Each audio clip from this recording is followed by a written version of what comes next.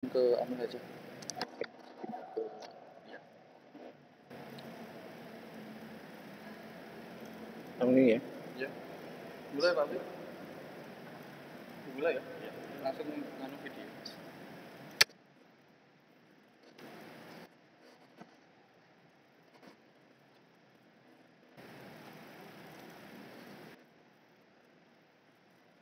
Assalamualaikum warahmatullahi wabarakatuh. Saya ucapkan selamat datang dan selamat bergabung di SMK Negeri 2 Duren kepada anak saya peserta didik baru tahun angkatan 2020-2021. Dengan harapan mudah-mudahan di sekolah ini kalian semuanya bisa segera beradaptasi dengan baik dan termotivasi untuk semangat belajar, sehingga cita-cita kalian untuk menjadi orang yang sukses bisa tercapai dengan baik. Meskipun saat ini dalam kondisi pandemi COVID-19.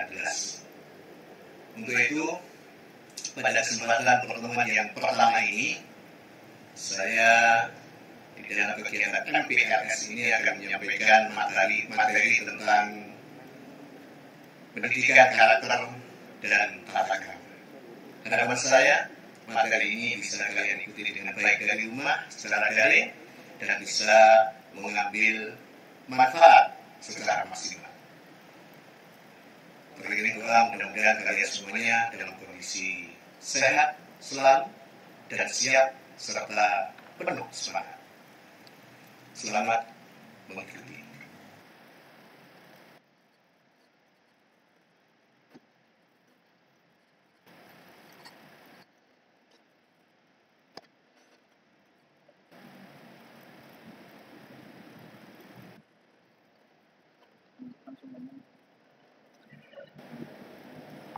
Sesuai dengan topik pada siang hari ini, yaitu pendidikan karakter dan tata krama, maka lingkup bahasan kita adalah berkaitan dengan hal pembentukan karakter itu sendiri dan adat kebiasaan serta sopan santun yang khususnya yang ada di SMK Negeri 2 Duren dan umumnya adalah yang ada di khalayak umum.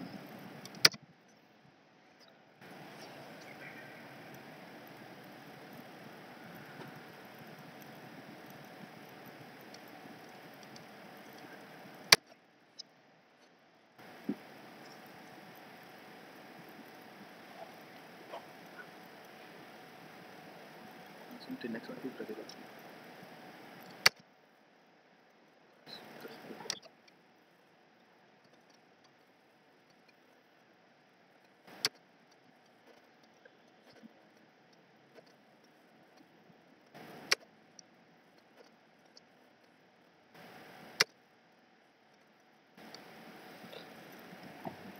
Secara garis besar, yang akan kita bahas pada pertemuan kali ini adalah yang pertama adalah pengertian pendidikan, yang kedua adalah pengertian pendidikan karakter, yang ketiga adalah definisi pendidikan karakter, keempat tujuan pendidikan karakter, yang kelima 18 butir nilai dari pendidikan karakter, dan yang keenam adalah tentang tata krama.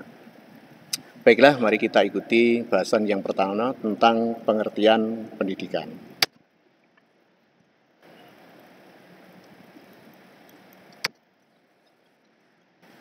Menurut Ki Hajar Dewantara,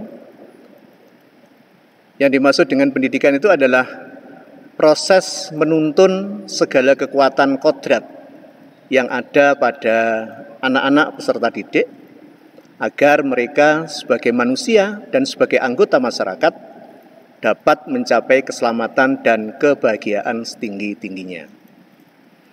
Jadi di sini secara nggak langsung adalah dalam kegiatan kali ini adalah dikhususkan atau diarahkan kepada peserta didik bagaimana proses pendidikan yang akan dijalani.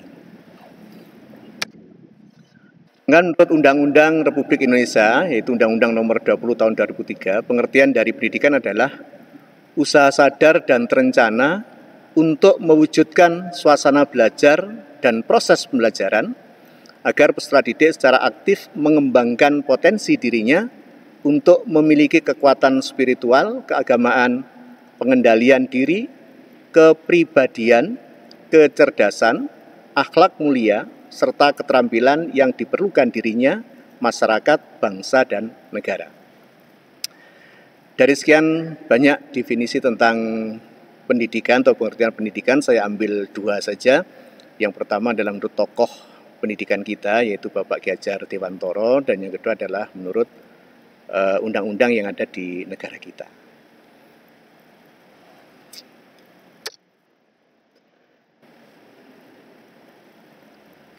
Pengertian karakter. Yang dimaksud dengan karakter adalah akumulasi dari watak, kepribadian, serta sifat yang dimiliki seseorang. Karakter dalam diri seseorang sebenarnya terbentuk secara tidak langsung dari proses pembelajaran yang dilaluinya. Dan karakter manusia bukan berasal dari sesuatu bawaan sejak lahir, namun lebih kepada bentukan diri, lingkungan, hingga orang-orang yang ada di sekitarnya. Ini mengandung makna bahwa karakter itu adalah merupakan ekspresi yang nantinya dari pengaruh-pengaruh lingkungan sekitar. Ya, di situ disebutkan bahwa bukan bawaan sejak lahir. Ya, untuk itu sangat penting bagaimana kita mengkondisikan suatu lingkungan sehingga kita yang ada di dalam lingkungan itu pada akhirnya akan memiliki karakter sesuai dengan tempaan ya, dari kondisi yang ada di lingkungan sekitar kita. Ya, otomatis ketika anak-anak nanti masuk di SMK Negeri 2 Turen, maka di sana akan digembleng oleh pembina-pembina untuk menjadikan ya, anak-anak sekalian memiliki karakter yang baik, ya, karakter yang kuat, ya, sebagai energi atau bekal untuk meraih masa depan.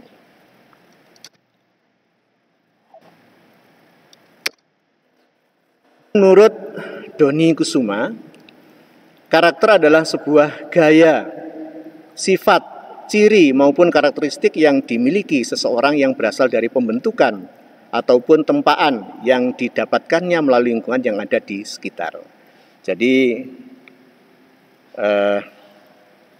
dari yang nomor 1 tadi dan yang nomor 2 saya kira beda.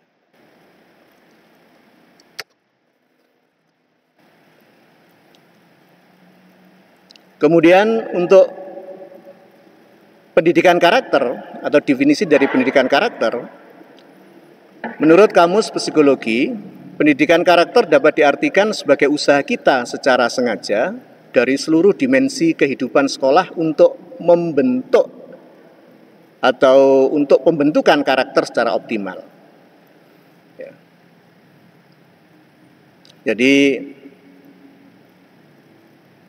usaha yang kita lakukan itu secara sengaja, bukannya asal-asalan, tapi sengaja. Otomatis kalau sengaja maka akan ada tujuan yang jelas. Sehingga begitu keluar dari SMK ini nanti diharapkan kalian betul-betul memiliki karakter yang bisa diandalkan untuk bersaing di masyarakat, untuk bersaing dalam dunia kerja khususnya.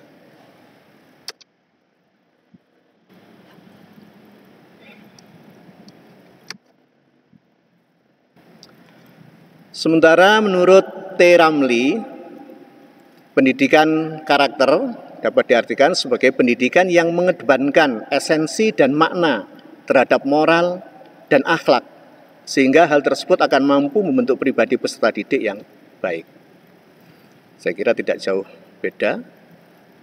Keduanya intinya adalah untuk membentuk kepribadian dari peserta didik secara optimal sehingga pada akhirnya memiliki ketangguhan ya, untuk berkompetisi karena memiliki modal yang kuat dalam hal karakter yang baik tadi. Kita lanjutkan. Nah, kenapa pendidikan karakter ini dicantumkan atau ditekankan di dalam pendidikan nasional. Karena tujuan utama adalah untuk membangun bangsa yang tangguh, di mana masyarakatnya berakhlak mulia, bermoral, bertoleransi, dan bergotong royong. Dalam perkembangan zaman ternyata banyak di antara kita melupakan hal-hal yang pokok seperti ini. Karena pengaruh dikejar oleh kecanggihan teknologi, maka hal-hal yang mendasar seperti ini seringkali kita lupakan. Padahal ini merupakan potensi positif, merupakan energi yang positif, di mana kalau energi ini kita kuasai, maka biasanya kita akan mencapai tujuan, akan mencapai maksimal dari usaha yang kita lakukan. Sementara kalau ini tidak kita kembangkan dengan baik, karakter ini tidak kita wujudkan dengan baik, maka biasanya di dalam bersaing di masyarakat kita menjadi kurang kompetitif, Selain itu juga membentuk bangsa yang berjiwa patriotik atau suka menolong sesama, berkembang dengan dinamis, berorientasi pada ilmu pengetahuan serta teknologi, beriman dan bertakwa kepada Tuhan yang Maha Esa. Jadi dari individu kalau semuanya sudah memiliki karakter yang bagus, ujungnya adalah bangsa ini. Bangsa ini secara umum akan memiliki kepribadian yang tangguh, menjadi patriot yang suka menolong sesama, berkembang dengan dinamis, artinya bisa mengikuti perkembangan zaman ini secara baik, kemudian tidak melupakan ilmu pengetahuan serta teknologi, dan yang terpenting lagi, semua langkah yang akan dilakukan, yang akan dijalankan, selalu dalam bimbingan Tuhan yang Maha Esa.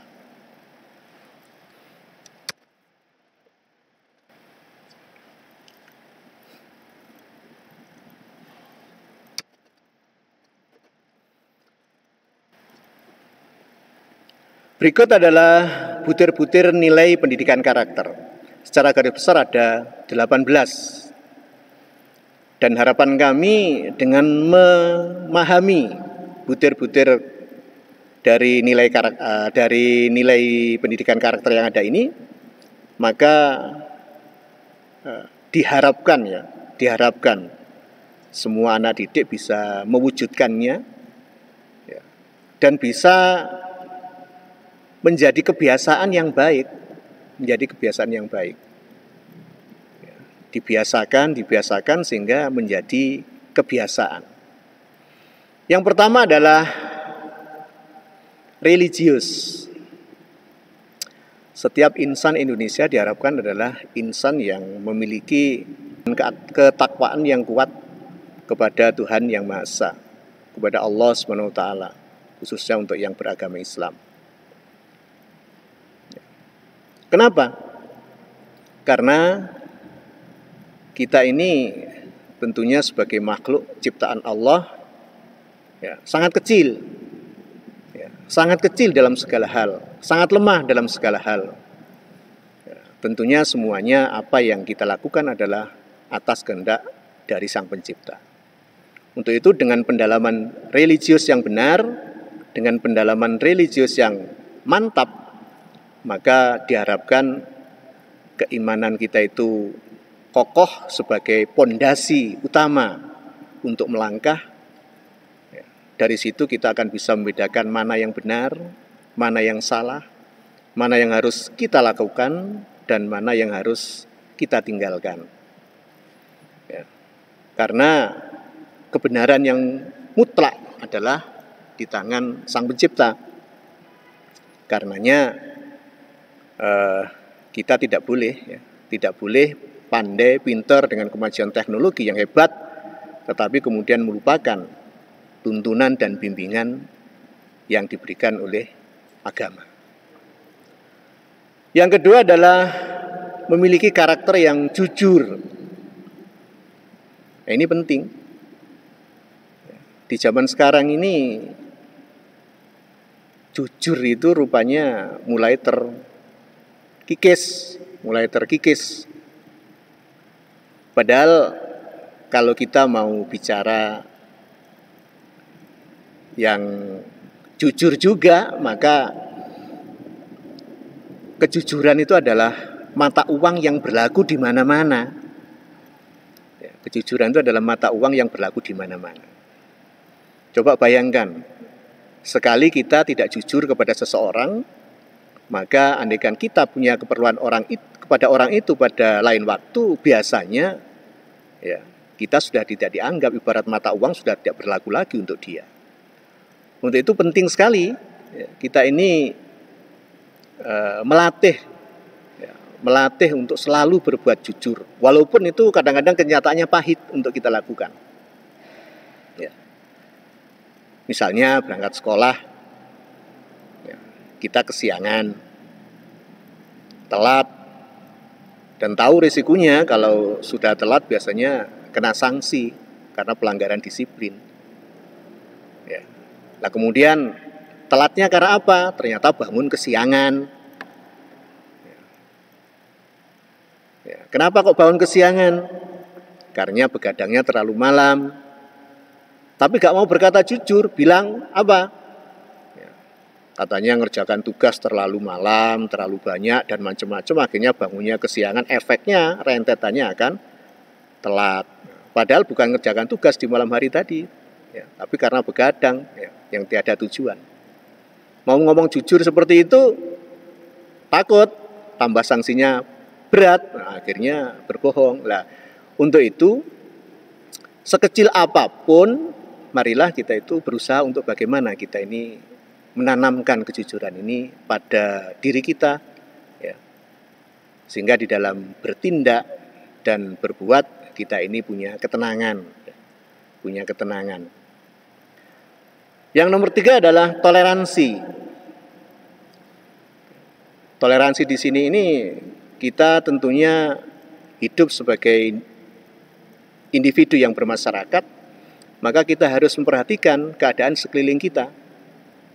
Kita harus punya kepekaan yang besar ya, terhadap segala sesuatu yang ada di sekitar kita. Kita tidak boleh hidup secara individual tanpa memperhatikan kepentingan orang lain. Toleransi dalam beragama misalnya, dan dalam kegiatan yang lain. Kita tidak boleh hanya mementingkan kepentingan diri kita sendiri, sementara kita menomorduakan atau kita tidak mempedulikan kepentingan orang lain. Ya. Misalnya punya sound system yang bagus, kemudian di rumah karena asiknya mutarnya itu ya keras banget suaranya, tanpa peduli bahwa tetangga sekitarnya itu sedang sakit atau mungkin sedang istirahat. Ya, yang seperti itu tentunya kita tidak punya toleransi, karena kita tidak peduli dengan keadaan yang ada di sekitar kita. Yang keempat misalnya, yang keempat karakter disiplin. Ya, ini maksudnya terutama dalam hal waktu dan pekerjaan, kita ya sedapat mungkin untuk bagaimana memanfaatkan waktu itu seefektif dan seefisien mungkin. Ya, sehingga semua kegiatan-kegiatan kita harus kita programkan dengan baik, dengan harapan semuanya bisa terlaksana dengan optimal.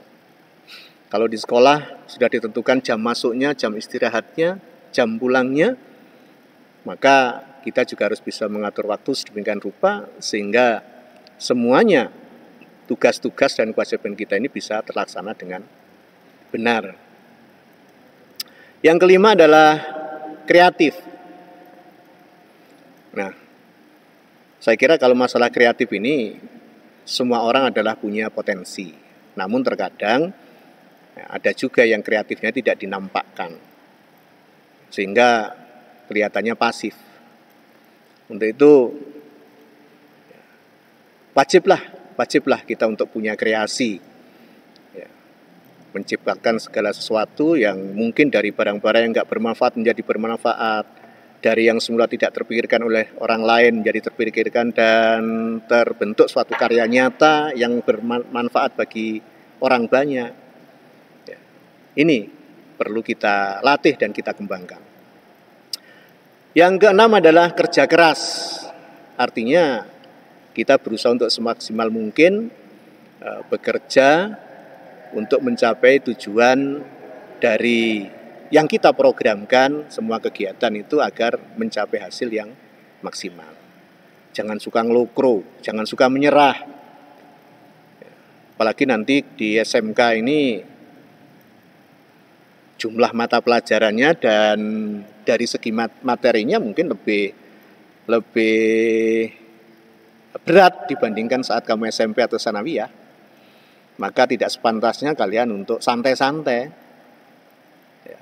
Maka target untuk menjadi siswa yang berprestasi ini tidak bisa hanya dilakukan dengan hanya berpangku tangan atau bermain-main HP saja tanpa tujuan yang jelas. Maka kamu harus bekerja keras untuk belajar, ya. Bekerja keras untuk melakukan menggali ilmu, ya. Bekerja keras untuk mengupayakan bagaimana bisa terpenuhi sarana-sarana yang dibutuhkan dalam pembelajaran. Dengan demikian maka bisa tercapai tujuan yang kamu harapkan dengan kerja yang keras itu. Kita lanjut. Butir yang ke-7 dalam karakter adalah menghargai prestasi. Nah, ini juga penting. Ya, kita harus hormat, ya, dan angkat topi ya untuk prestasi yang mungkin diraih oleh rekan kita. Ya, kita tidak boleh tutup mata. Ya. Dan harapannya kita juga termotivasi, ya, untuk bagaimana juga ikut berprestasi. Iri itu boleh sebenarnya, tapi dalam hal-hal yang positif. Misalnya untuk berprestasi, teman saya bisa ranking 1, teman saya bisa menjadi juara ini, itu. Maka kita juga boleh iri untuk bagaimana bisa menjadi orang yang berprestasi, karena itu satu yang baik. Kemudian nomor 8 adalah mandiri. Ya. Ketika kamu sekarang sudah kelas 10 SMK, maka kamu sudah 1 tahun lebih dewasa dibandingkan kemarin yang kelas 9 SMP. Maka kemandirian ini juga harus lebih nampak. Ya, harus lebih nampak. Karena hubungannya nanti adalah dengan tanggung jawab. Tidak bisa belajar itu harus disuruh-suruh. Ini nanti hubungannya adalah dengan masa depan kalian. Hubungannya dengan cita-cita kalian. Cita-citanya tinggi, tapi kemandiriannya kurang. Nah, ini bagaimana? Ya. Maka kemandirian ini perlu dipupuk dan ditingkatkan. Semakin hari semakin mampu untuk menjadi manusia yang dewasa, yang ngerti tanggung jawab tanpa harus diperintah, tanpa harus dikomando oleh orang lain. Ya. Apa yang dibutuhkan, apa yang harus disiapkan, apa yang harus dikerjakan. Ya, kita tidak boleh selalu bergantung pada orang lain. Ya. Mungkin ada ini, walaupun nggak semuanya. Sudah kelas 10 SMK, tapi untuk kepentingan dirinya saja masih bergantung kepada ibu atau ayahnya, padahal itu kepentingan-kepentingan yang ringan misalnya. Nah, ini jangan sampai. Semakin dewasa, maka kalian harus semakin bisa mandiri untuk melakukan sesuatu, khususnya yang berkaitan dengan kepentingannya sendiri. Yang ke-9 adalah demokratis. Ya. Artinya segala sesuatu kita ini harus bisa menghargai musyawarah, menghargai bahwa keragaman di sekitar kita ini banyak sekali. Ya, kita tidak boleh egois. Seharusnya kita selalu bermusyawarah dalam segala hal, sehingga pada akhirnya dihasilkan suatu keputusan yang merupakan hasil dari kesepakatan bersama. Dan kalau seperti itu, biasanya tidak akan timbul masalah. Tapi kalau kita memaksakan kehendak dari sekian kehendak yang ada, biasanya nanti dalam tengah perjalanan akan ada masalah. Itu nanti ketika kamu di SMK, kamu akan berlatih juga berorganisasi, maka karakter demokratis untuk mewujudkan kehidupan yang betul-betul demokrasi ini bisa kalian latih ya, ketika ikut organisasi di SMK, misalkan di staf batalion dan sebagainya. Kemudian yang ke-10, rasa ingin tahu. Sebagai taruna, taruni, tentunya kamu harus punya rasa ingin tahu yang tinggi. Karena yang namanya ilmu pengetahuan ini terus berkembang. Seiring dengan kemajuan zaman, maka semuanya pesat berkembang. Dan kita tidak boleh diam. Kita harus mencari tahu. Kenapa kok bisa begitu misalnya. Contohnya saja misalkan, dulu Mars, planet Mars itu tidak banyak dibicarakan. Ternyata sekarang planet Mars itu banyak dibicarakan orang, bahkan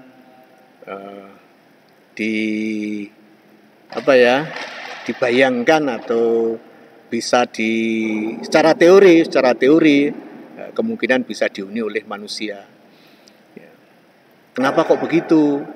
Kamu harus punya rasa ingin tahu ada apa di sana, bagaimana kondisinya dan seterusnya. Ya. Sehingga ilmu pengetahuan terus berkembang karena adanya rasa ingin tahu ini, khususnya dari para ilmuwan. Dan saya kira kalian juga begitu sebagai siswa, rasa ingin tahu ini harus selalu ada. Untuk itu harus banyak-banyak membaca, banyak-banyak cari informasi, sehingga tidak ketinggalan dengan perkembangan yang ada. Yang ke-11 adalah semangat kebangsaan. Ini perlu dipupuk.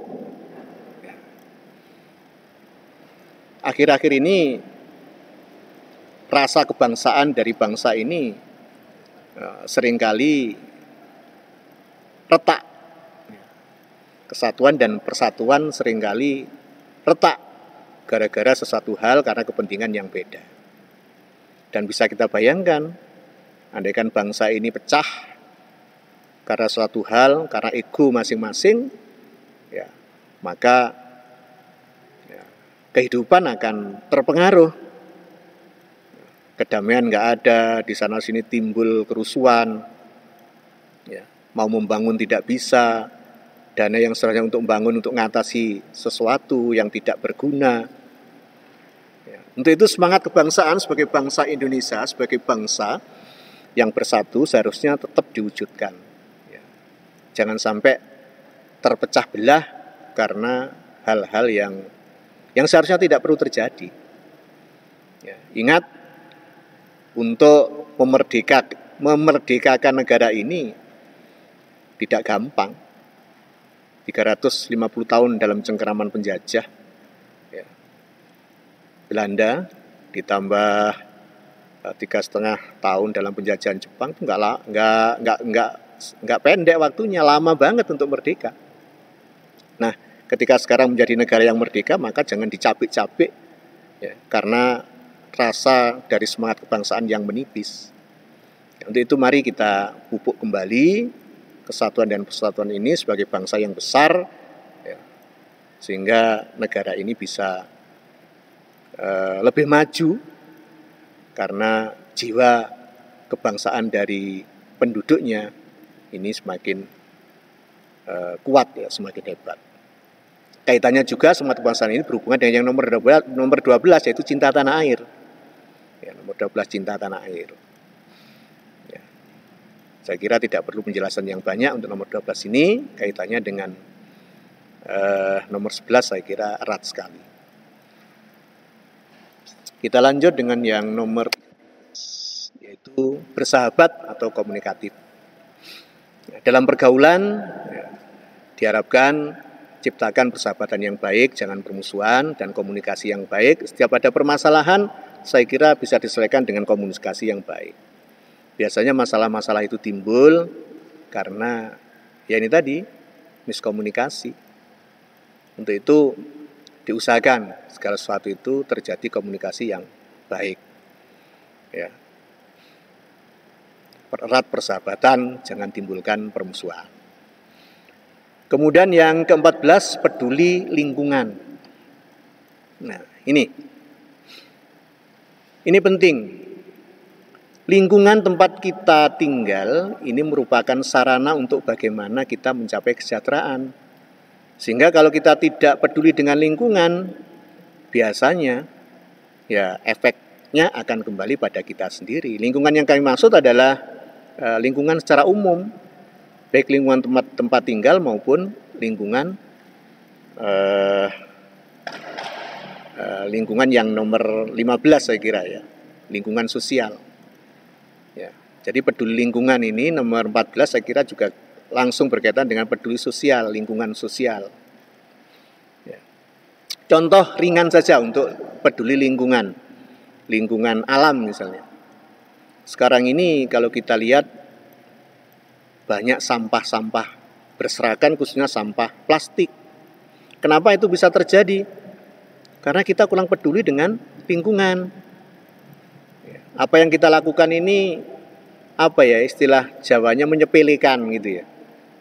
Alah, bungkus plastik segini aja langsung dibuang seenaknya. Akibatnya apa? Kalau setiap orang melakukan seperti itu, kemudian plastik-plastik tadi terkumpul di suatu tempat karena terbawa air hujan atau apa, ngumpul di sungai menjadi banjir. Ya. Dan bisa juga menimbulkan penyakit. Tapi kalau kita peduli lingkungan, contohnya dengan sampah-sampah plastik tadi, kita mulai dari rumah, kita pilah, karena plastik bisa didaur ulang.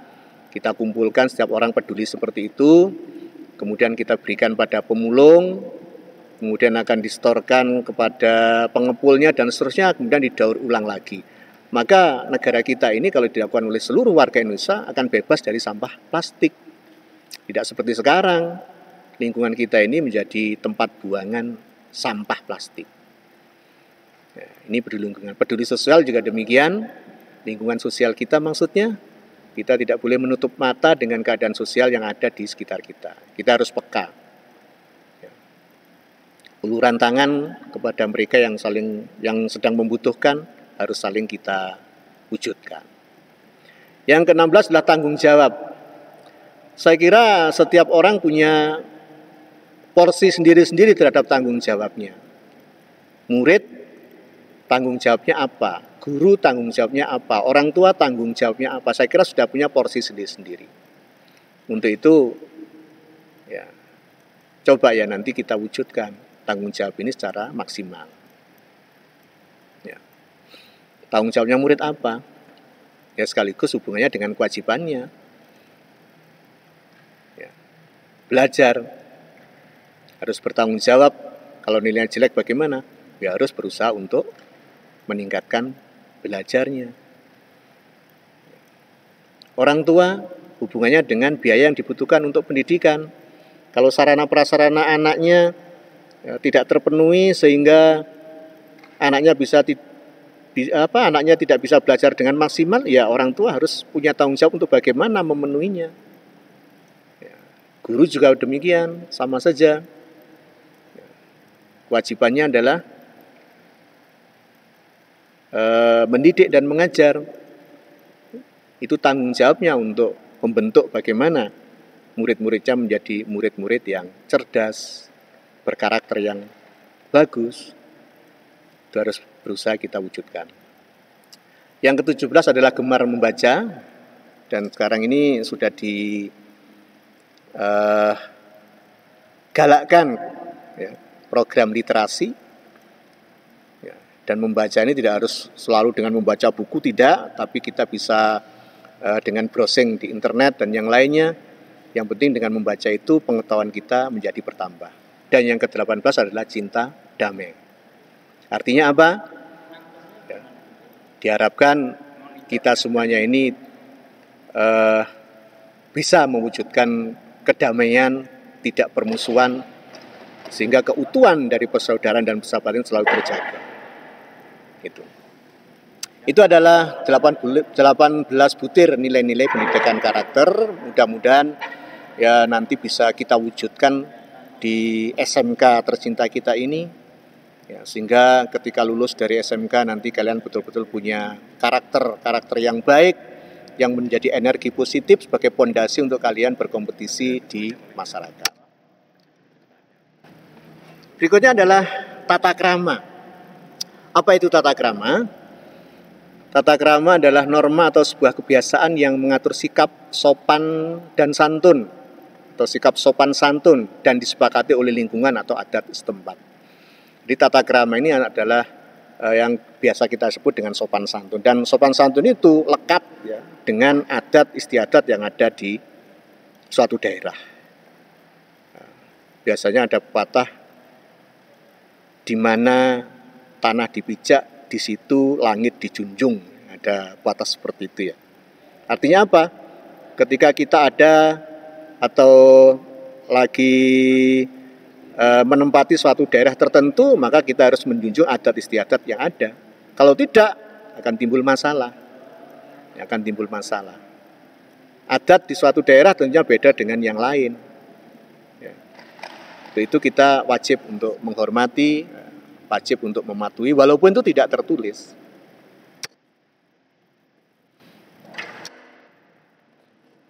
Di sini ada 13 macam contoh dari tata krama.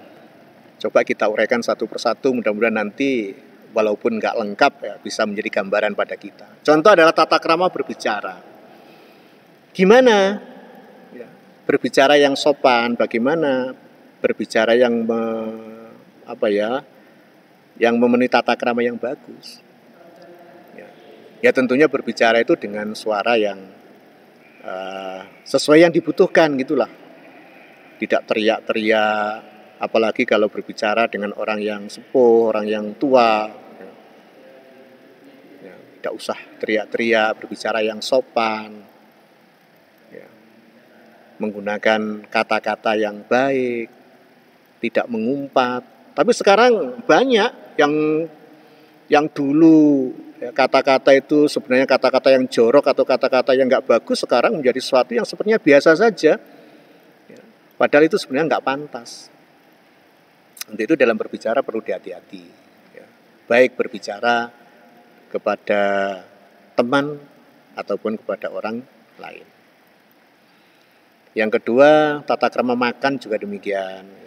Saya kira kalian semua sudah paham. Ada adatnya, ada toto kromoni gitu cara Jawa. Ya, kalau makan harus duduk sedikit-sedikit, nggak usah tergesa-gesa. Minum juga sambil duduk. Tapi sekarang adat itu sering kita langgar. Bahkan seringkali dalam jamuan-jamuan tertentu ada hajatan manten atau apa, makan sambil berdiri. Nah ini juga sebenarnya sesuatu yang nggak bagus. Karena banyak yang membiasakan akhirnya menjadi kebiasaan, dan itu sebenarnya nggak bagus. Begitu pula yang nomor 3 ini, juga nomor 3. Ini bertamu itu juga ada tata kramanya. Ya, lihat situasi tuan rumahnya lagi istirahat atau tidak, waktunya jam berapa. Ya. Nah, yang bagus adalah kalau mau bertamu itu biasanya janjian dulu, ya, janjian dulu sehingga tahu ya, tuan rumah ini bisa menghormati dengan baik ya, karena kondisinya memungkinkan. Ya. Kemudian penampilan juga demikian.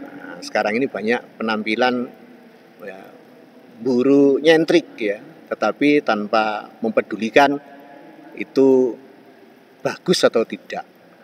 Ya.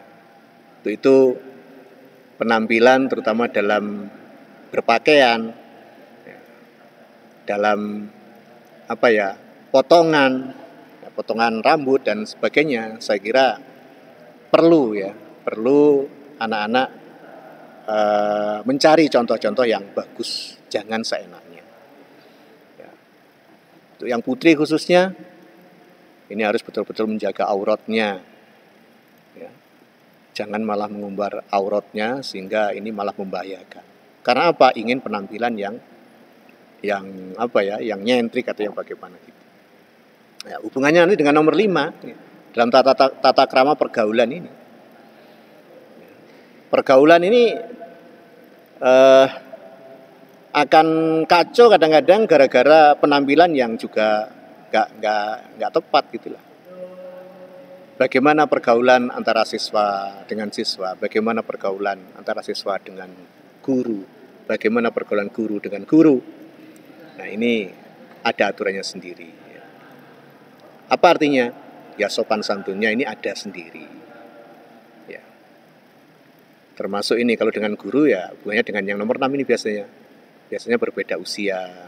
Ya. Kemudian status dan tugasnya beda dengan siswa, maka ya cara bergaulnya juga beda, cara bicaranya juga kita harus bisa menempatkan diri. Kemudian tata krama dalam bekerja, kemudian tata krama siswa, tata krama guru, tata krama bersolek atau berdandan, meminta bantuan, bicara penuh dan sebagainya. Saya kira ini bisa dipelajari lagi pada pertemuan-pertemuan nanti di lain waktu. Itu anak-anak yang bisa saya sampaikan kiranya materi untuk MPLS saat ini karena waktunya sangat terbatas. Mudah-mudahan apa yang bisa saya sampaikan ini ada manfaat untuk kalian semuanya. Ya, andaikan ada beberapa kekurangan atau salah, saya selaku penyaji mohon maaf yang sebesar-besarnya.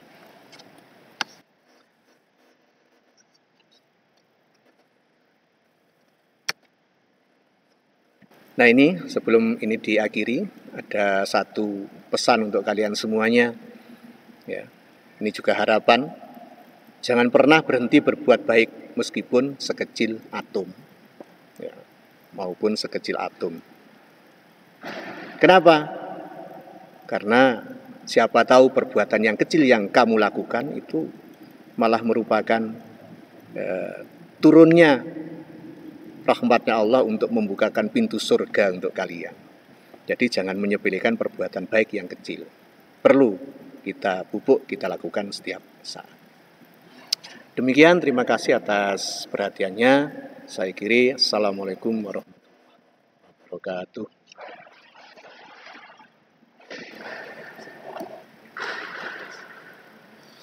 Oh iya, ada yang kelupaan.